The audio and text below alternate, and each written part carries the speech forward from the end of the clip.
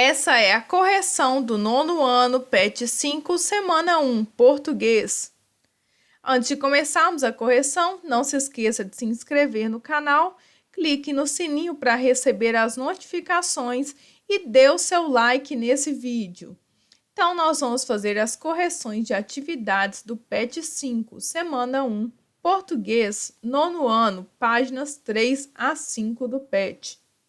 Leia os textos a seguir e responda às questões. 1. Agora leia no PET o texto 1.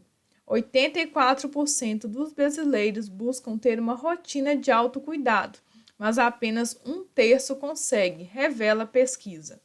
Então, é um texto longo, vocês vão ler no PET de vocês, ok?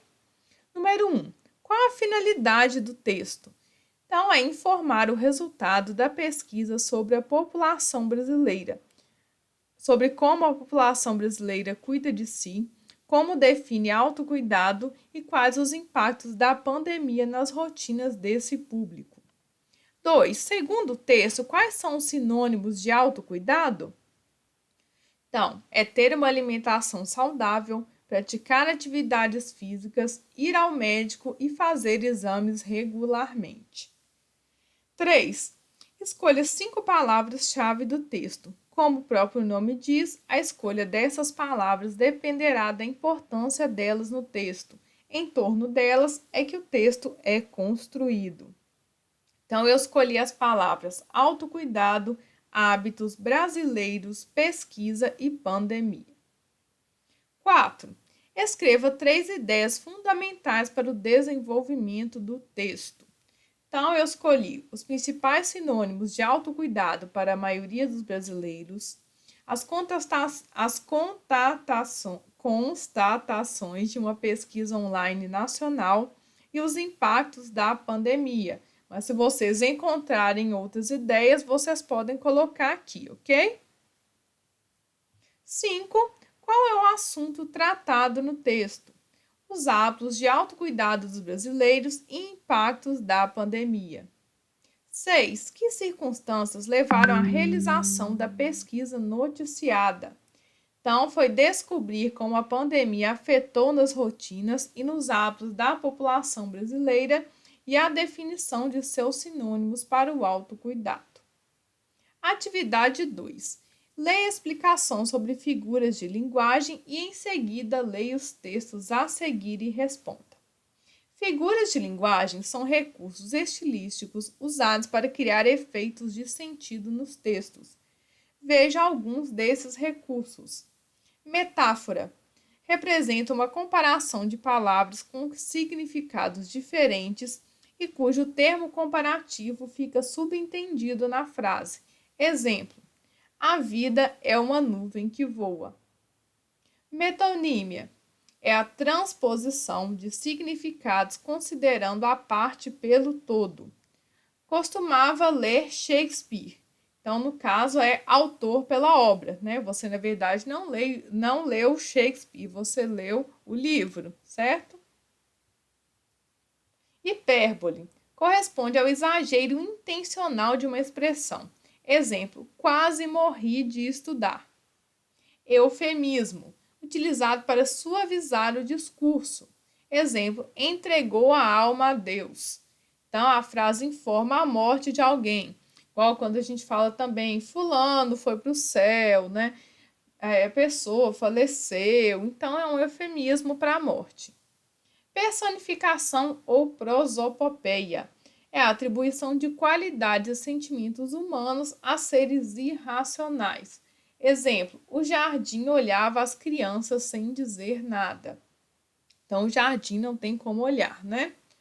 Antítese é o uso de termos que têm sentidos opostos. Exemplo: toda guerra finaliza por onde devia ter começado, a paz. Então, a paz e a guerra são antítese.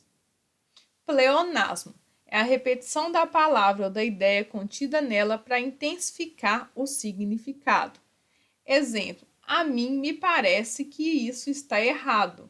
Então, na verdade, parece-me que isso está errado. Mas aí eu falo a mim me para enfatizar que sou eu que estou dizendo, ok?